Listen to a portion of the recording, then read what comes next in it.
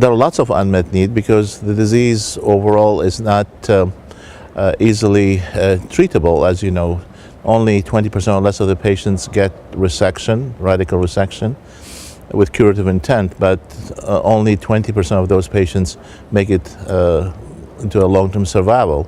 So if you count those patients who relapse, 80%, plus the ones who present with either locally advanced unresectable disease or metastatic disease, that creates a major unmet need in this disease in terms of systemic therapy.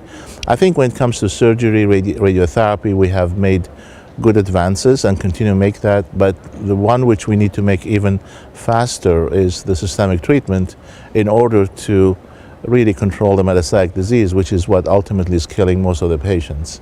So it's a great unmet need. And if I want to think more of it, to refine it more, I would say the key areas of unmet need, in addition to the general unmet need, would be in the second, third line therapies, especially a third line treatment. Now we're seeing more patients going to second line. So that would be a very important unmet need. And also our ability to develop target agents linked to biomarkers. So that's something which, again, we're lacking in this disease compared to other cancers.